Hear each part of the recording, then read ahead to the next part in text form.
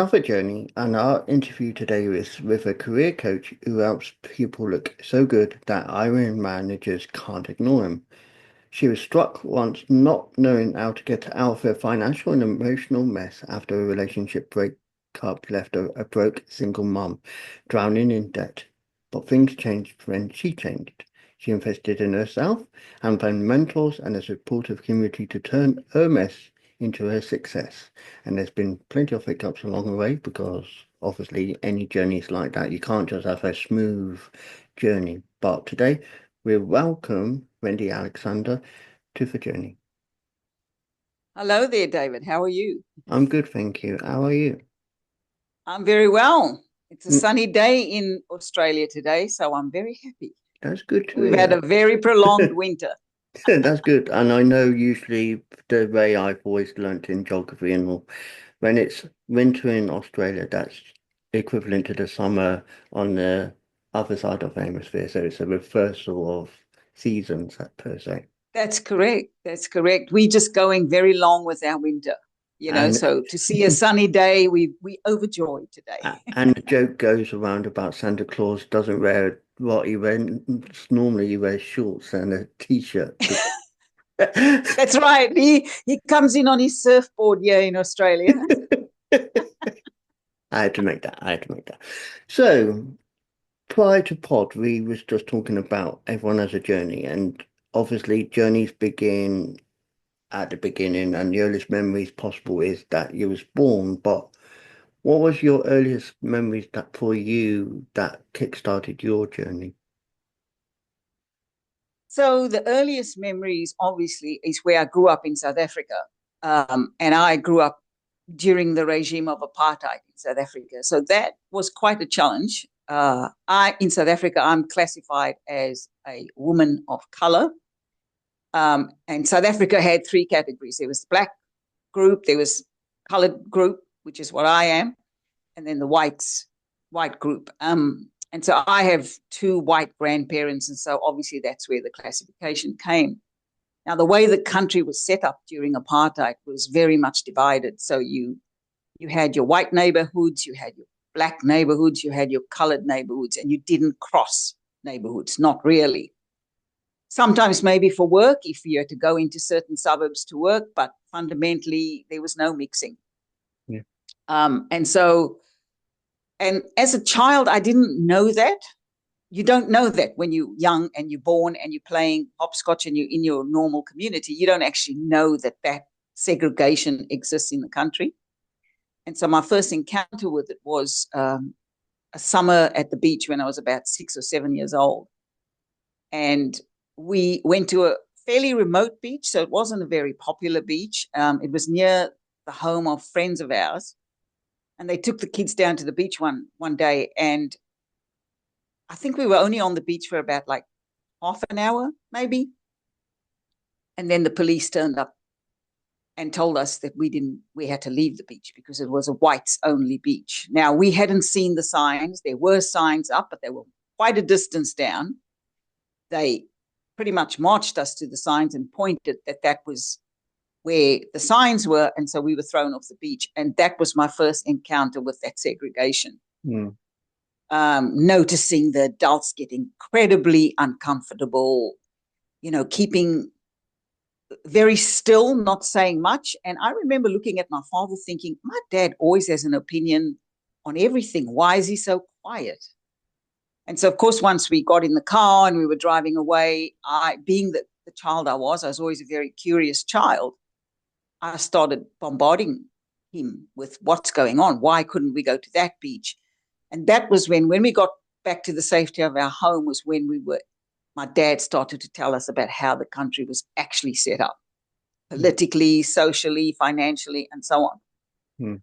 So that So was my first encounter with yeah, and segregation and racism. and obviously I assume this was before the regime of the late Nelson Mandela was president of South Africa per se. Correct. So yes, that was so for me. Obviously, I was born in '67, so giving my age away, but that's okay. I'm fine with that. Born in '67, so grew up with that whole segregation through my whole childhood and my teen years. And we left South Africa in 87. So I migrated to Australia when I was 20, almost 21 years old. And so I grew up in that environment. And then the liberation came in 94 when Nelson Mandela became president of the country. So, yes, I grew up under the regime of apartheid, and it was very much all about keeping the nations or the different tribes divided. Um, so it wasn't an easy environment to grow up in. Once you realize what's going on in the country, then suddenly I became incredibly aware of how limited I was. Like there were certain beaches I couldn't go to certain cinemas. Schools were segregated as well. So the colored community neighborhoods and the black community had their schools in their neighborhood and the whites and so on. And so life was very much a segregated life. And I did my first year of university at the University of Cape Town. And that was integrated. So anybody could go there if you had the money or if you got a scholarship. So I got a scholarship to go to uni. That was where I really realized even more about the segregation, because even though the university was integrated, people's minds and attitudes took something else, right? People weren't as open. So I stuck with my colored community, even though I was now exposed to the white community because they were also on campus. It was, I suppose, safety in numbers. We all stuck with our groups, Yeah. And even in an integrated institution, because you raised a certain way, you start to notice lack of safety, all of this type of thing.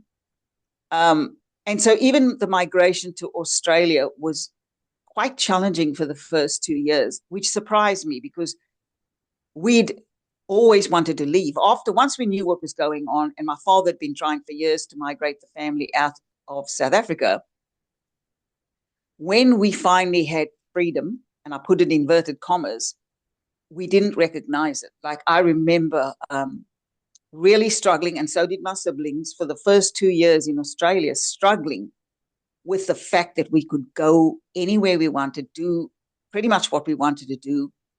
Because I remember going into the city one time with my cousin, and I asked her, I said to her, she'd been living in Australia at that stage for 5 years prior to us. And I said, which train do I get on? And she goes, you're not in South Africa. You can get on any train and you can get in any carriage. Because in South Africa, the carriages were segregated. That mindset, it took a couple of years before I recognized I didn't have to look over my shoulder anymore. yeah, I could get on any carriage, I could go to any beach, I could go into any cinema, and so on. So it was interesting going from living in that environment and then gaining freedom in a new environment, but still carrying scars of the previous environment with you. yeah. And those scars will always remain with you because of the way it was at that time. And like you said, Australia was a challenge because it was a new country. And obviously, Australia at the time was the place to go because it was the place that was free. It was, I'm not saying it's free to immigrate there, so never think that if anyone's listening or watching, it's just the fact it's more relaxed and there's law still, but not as strict and stringent as South Africa as a country was. Absolutely. So South Africa, I mean, Australia, for example, had its own history of challenges with the indigenous people and things like that. But fundamentally, in the laws of the country, you could do and become whatever you wanted to do or become. The political system, the laws supported anybody's journey, no matter the color of their skin or their cultural background or anything like that. Whereas in South Africa, entrenched in the laws of apartheid was that segregation. Mm. So you always knew that you had limitations, that you had to work twice as hard just to get an opportunity, if you were black or if you were colored. And so whilst Australia has had its challenges and its own history with its indigenous population, entrenched in the law was the freedom to do and be whatever you wanted to do. Yeah. And so, but But like I said, it took a while to get used to that. Once I embraced that, I started to then formulate my life and go after the dreams that I held. And then came the next big challenge, which was I got into a relationship, and that was with someone who also had his own baggage and scars. I can say that now. At the time, I didn't know it. You attract, I suppose, whatever wounded scars I had from my life in South Africa. I probably, without knowing it, it was on display, and the self-esteem wasn't that great. And I entered a relationship that, after a few years, ended up being an abusive relationship. So there was domestic violence there. I fell pregnant, and the relationship imploded and ended when I was 4 months pregnant. So And before my daughter was born, I began my journey as a single parent. and obviously that's the next stage where we will take into. It was about being a single mum, and again it was about understanding parenthood, but you was doing it alone. But I assume you had friends and family around you, or was you feeling alone most of the time? I had the family, so my parents were incredible during that time, supporting me. But I think, I mean, we had been here probably 10 years.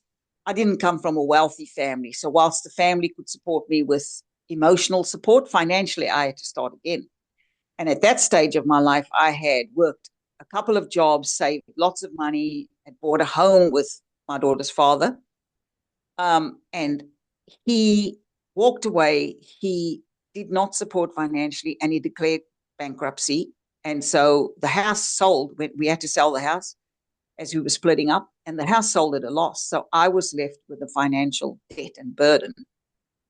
And it was at a time, obviously, when I'm about to go on maternity leave, and panic setting, crazy panic setting, because I was like, there's going to be little or no income because I'm about to give birth to this baby and I have all this debt.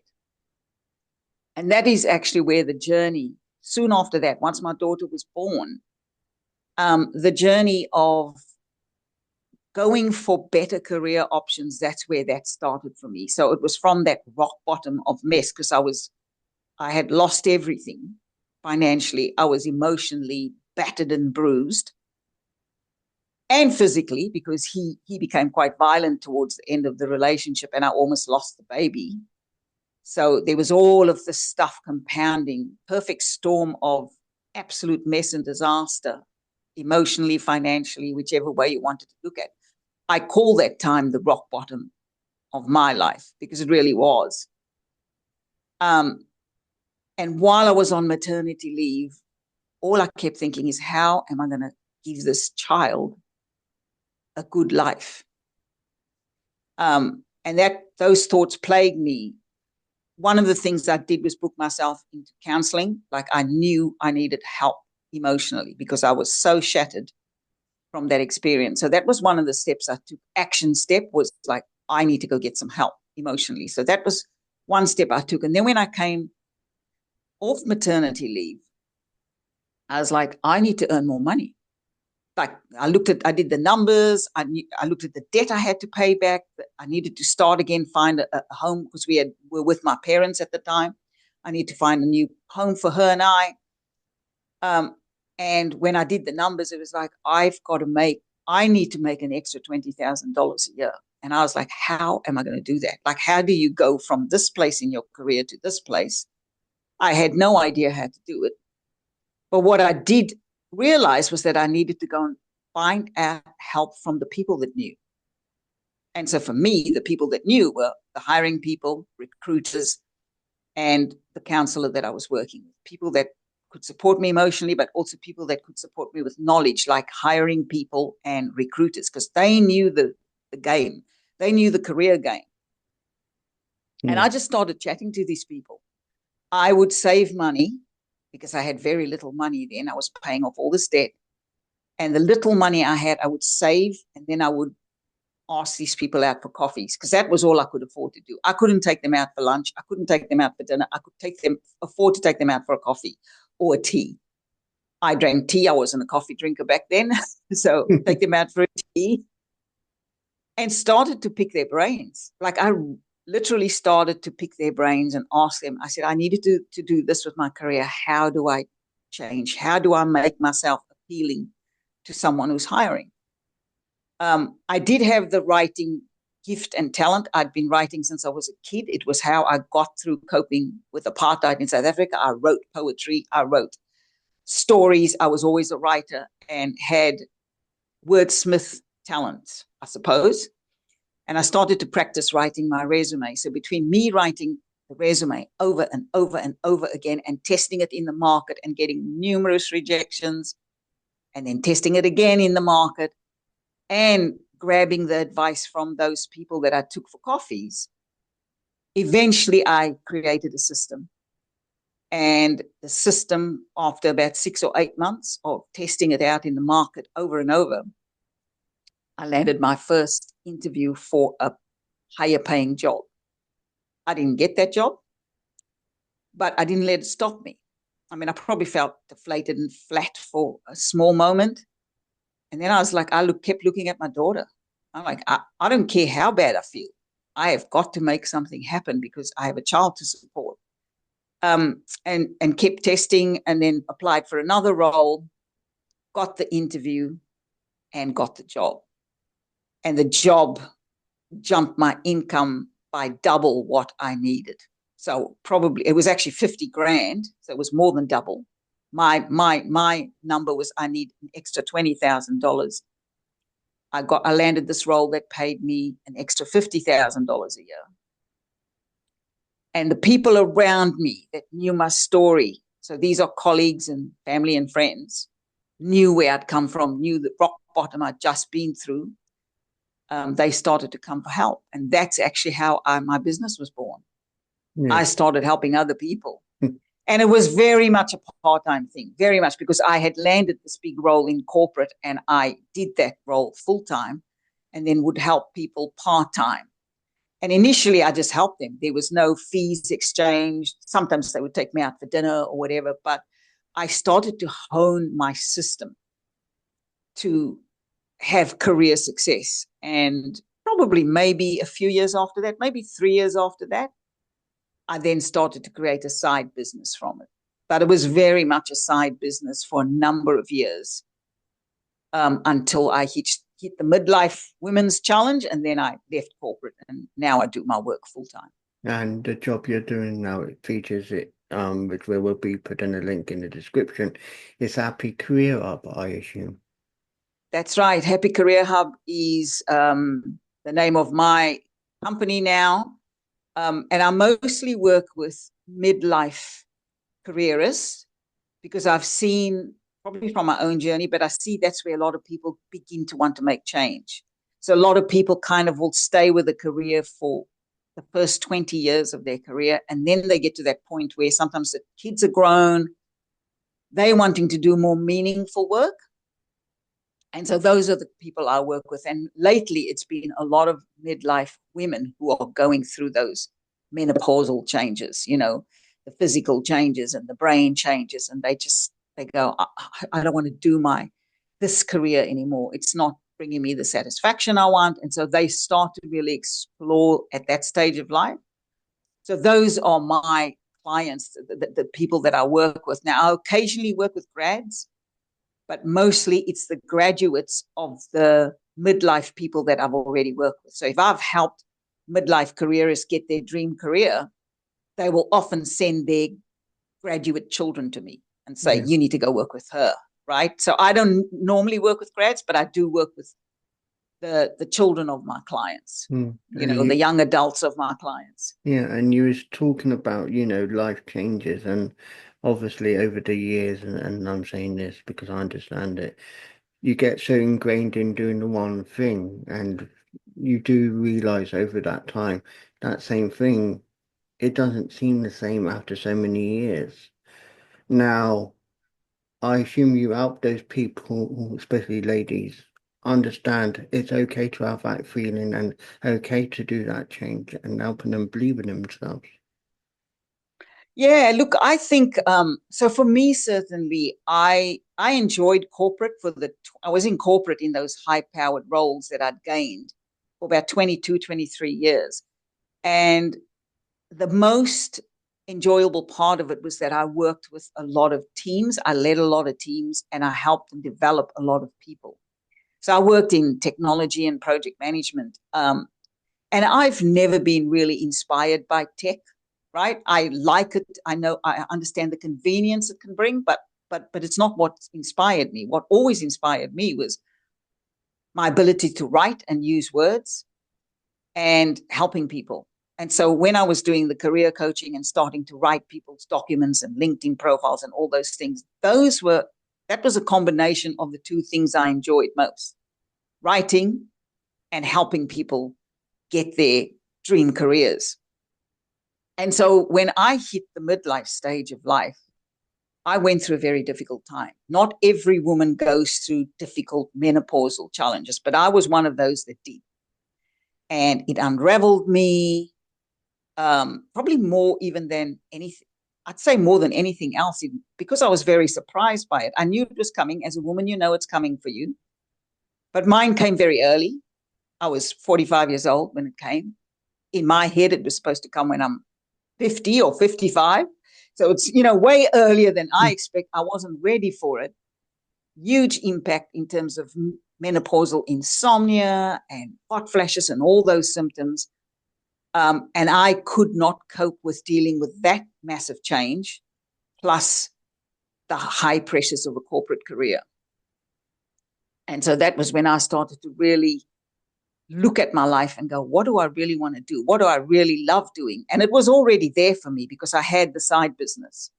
I had the career coaching and the career profile writing side business. And I realized that no matter how bad days got for me with the menopause things, and no matter if I didn't sleep for 3 nights in a row or whatever, I could always write people's stories in career documents. Somehow I always found the energy, the attitude, the enjoyment of doing that. And I also was able to visibly see the difference it made, because you can see the difference. When I'm coaching people through interview and I see them struggling when they first come to me, and then after a few sessions, they're confident and they're nailing their interviews and they're getting the job offers. It was incredibly rewarding. And so I made the decision. I'm going to do this full time. I don't need to do the corporate thing anymore. My daughter was grown. I was no longer getting satisfaction from the corporate career. It was high stress, high pressure, and that was impacting me. And so I was like, why am I doing this? And so I made the transition for myself using the various systems I'd created over the years. And then other midlife people started to come because, by this stage, I'm surrounded by my own peers and colleagues and friends and family, and they also wanting to make changes. And so I started helping them do that. And we go through a process where we identify, we look at, we mine. I call it mining the story, mining your gold, the golden nuggets of your own personal and professional story, because within our stories are the threads of what really gives us joy, what really inspires us. Yeah.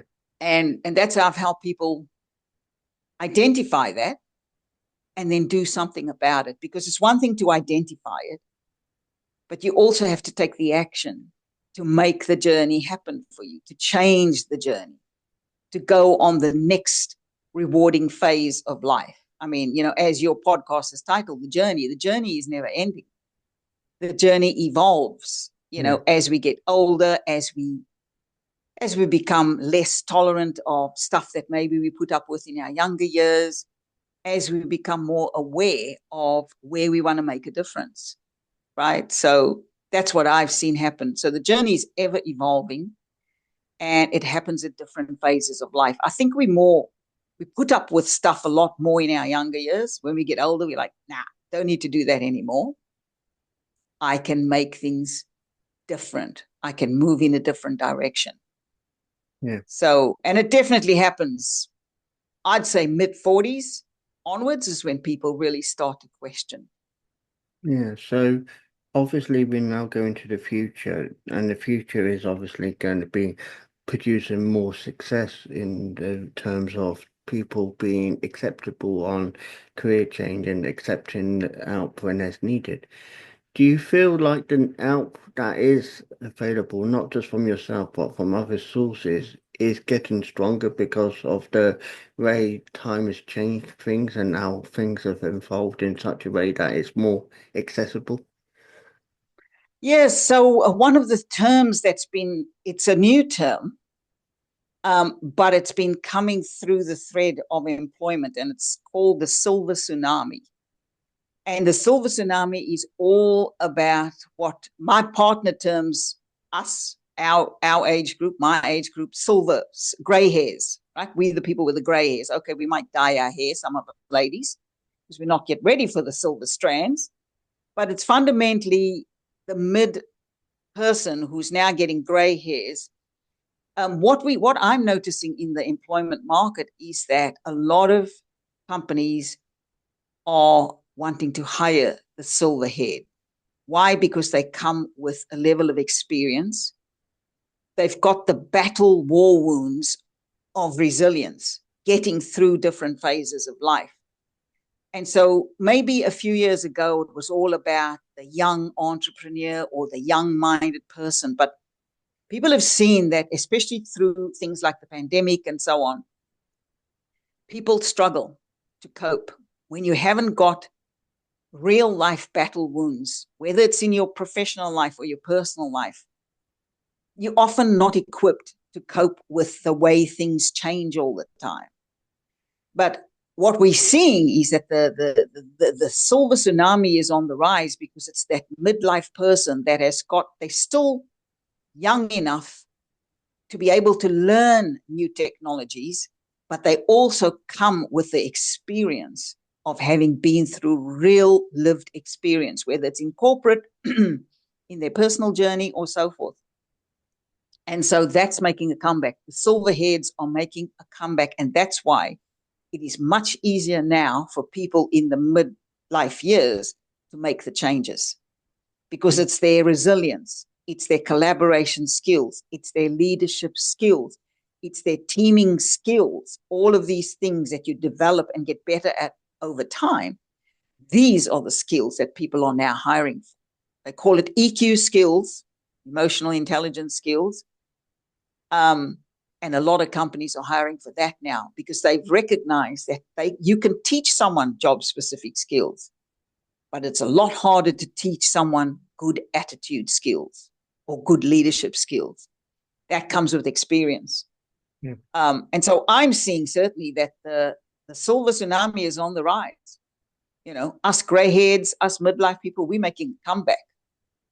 And so there's a lot more opportunity. And so if you someone that, for example, you may have worked in banking all of your life, you've gained all that experience in leadership and so on, and you wake up one morning in your 40s or your early 50s and go, I think I want to go work in a non-profit.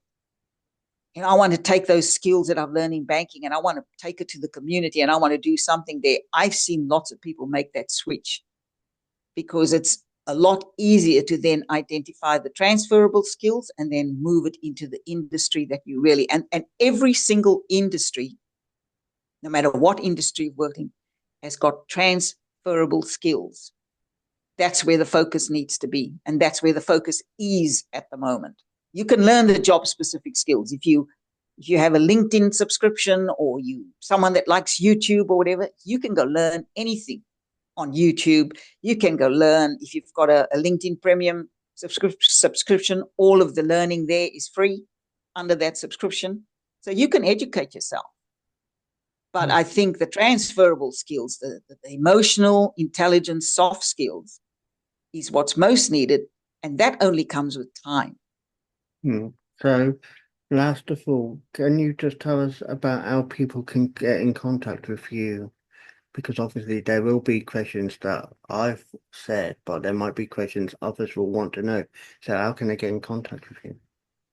So best place is the website, happycareerhub.com is my website. And if people want to email me questions, it's Wendy at happycareerhub.com.